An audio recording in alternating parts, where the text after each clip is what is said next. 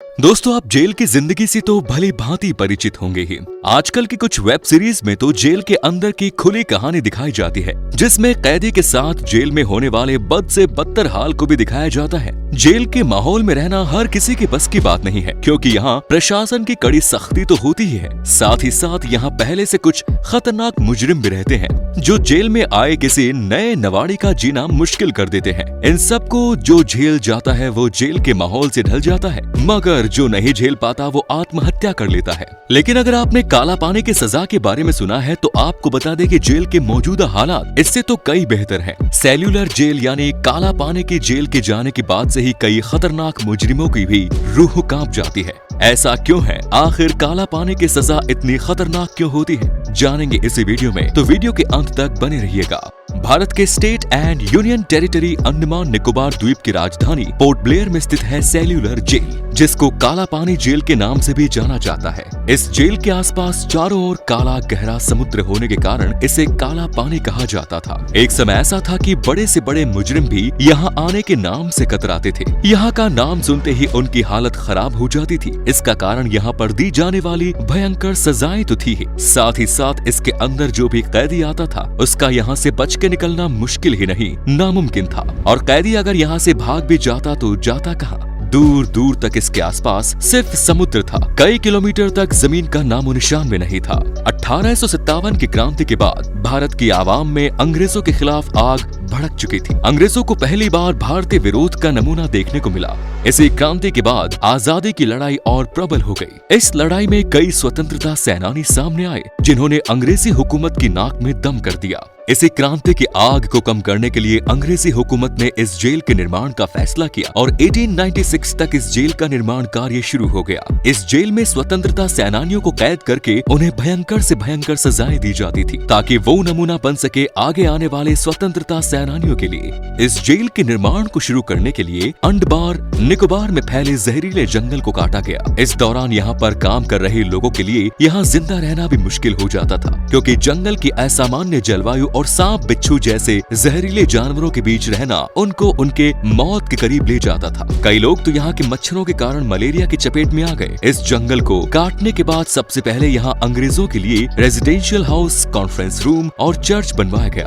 आपको बता दें कि इस जेल के बीचों बीच एक बहुत बड़ा टावर भी बनवाया गया, जिससे पूरे जेल पर नजर रखी जाती थी। जब भी कोई खतरे का आभास होता था या कोई कैदी यहाँ से भागने की कोशिश करता था तो इस टावर पर लगे घंटे को बजाया जाता था और सबको खतरे की सूचना मिल जाती थी। इस जेल का निर्माण ऑक्टोपस के रूप में करवाया गया था। इस जेल में 7 शाखाएं बनाई गई थी, जो हूबहू ऑक्टोपस के रूप में मेल खाती थी।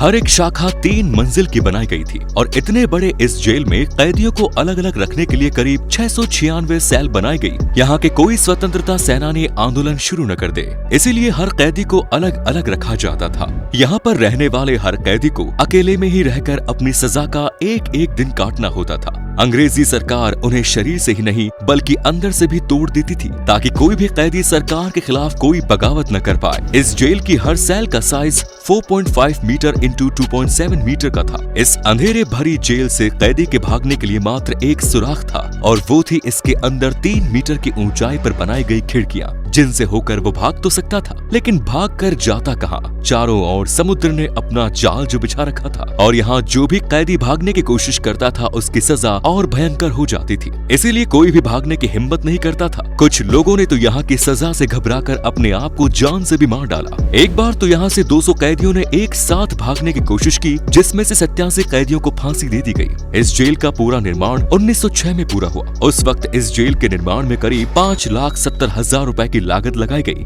आपको बता दें कि इसके मुख्य भवन का निर्माण खास लाल ईंटों से करवाया गया, जो म्यांमार से मंगवाई गई थी। यहाँ कैद किए गए स्वतंत्रता सेनानियों को खौफनाक सजा देने के अलावा उनसे बदन तोड़ मेहनत भी करवाई जाती थी। यहाँ हर कैदी को कोल्हू के बैल की तरह दिन भर काम करने के लिए घसीटा जाता था। उन पर जुर्म ढाने की कोई सीमा नहीं थी। हर एक कैदी को तकरीबन 30 पाउंड नारियल और सरसों का रोजाना कोल्हू में पैरना होता था। और जो कैदी इसे करने में असक्षम होते थे तो उन पर अंग्रेजी अफसर कोड़े बरसाते थे।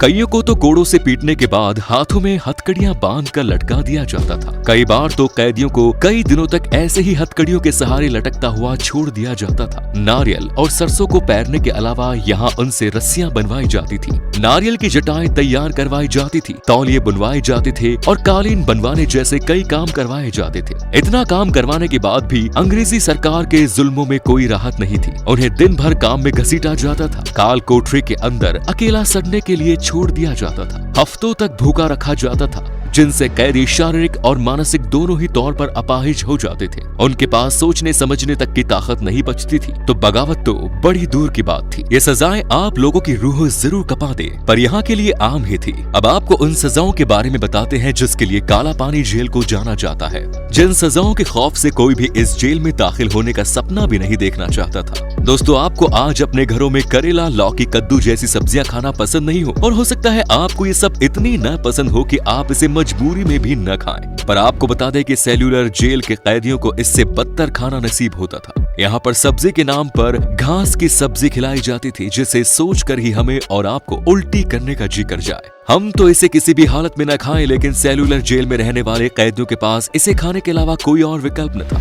और आपको बता दें कि इन्हें खाने के नाम पर भी इतना प्रताड़ित किया जाता था कि स्वाद तो इनके मुंह से ही चला जाता था। बेचारे चुपचाप बैठकर घास की सब्जी खाया करते थे और नमक के नाम पर बस एक चुटकी ही नसीब होता था। अब जरा सोचे कि इन्हें पानी कैसे नसीब होता होगा।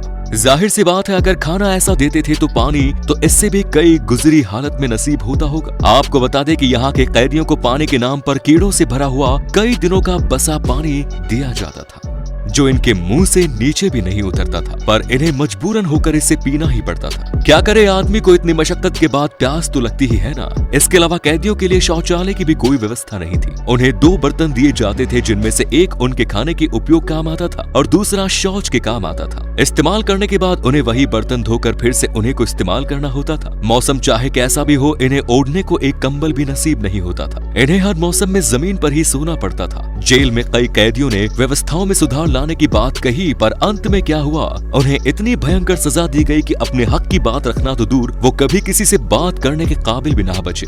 काला पानी जेल न केवल भारत के लोगों के लिए भीतर खौफ पैदा करता था, बल्कि विदेशों तक इसकी चर्चाएं थी। कहा जाता है कि जिन जिन देशों में अंग्रेजी शासन हुआ करता था, भारत के अलावा वहां के भी स्वतंत्रता सेनानियों को यहाँ कैद रखने के लिए लाया जाता था। आपको एक बात जानकर हैरानी होगी कि अंग्रेजों के हुक्म से चलने वाले इस जेल में एक समय पर अंग्रेजों को ही कैदी बना लिया गया था। बात है दूसरे विश्व युद्ध की, जब जापान ने इस जेल पर कब्जा कर लिया था और खुद अंग्रेजों को ही यहाँ बंदी बनाकर कैद कर लिया। साथ ही साथ इसकी 2 शाखाओं को भी उन्होंने उसी वक्त ध्वस्त कर लिया। जब विश्व युद्ध खत्म हुआ तब 1945 में फिर से यहाँ अंग्रेजों का शासन शुरू हो गया। भारत को आजादी मिलने तक यहाँ की 2 शाखाएं और ध्वस्त की जा चुकी थी। इसकी बची हुई 3 शाखाओं और बीच में निगरानी के लिए बने इस टावर को 1969 में राष्ट्रीय स्मारक घोषित कर दिया गया। 1963 में यहाँ पर गोविंद वल्लभ पंत के नाम से एक अस्पताल भी खोला गया, जो आज भी 500 मरीजों के इलाज की क्षमता रखता है। यहाँ मरीजों की देखभाल के लिए 40 डॉक्टर तैनात रहते हैं। सेल्यूलर जेल में आज भी क्रांतिकारियों की तस्वीरें मौजूद हैं, जो उनके द्वारा लड़ी गई लड़ाई की आज भी याद दिलाती है। काला पानी की सजा काटने वाले स्वतंत्रता सेनानियों की लिस्ट में बटुकेश्वर दत्त, विनायक दामोदर सावरकर, बाबूराव सावरकर, सोहम सिंह, मौलाना अहमदुल्लाह,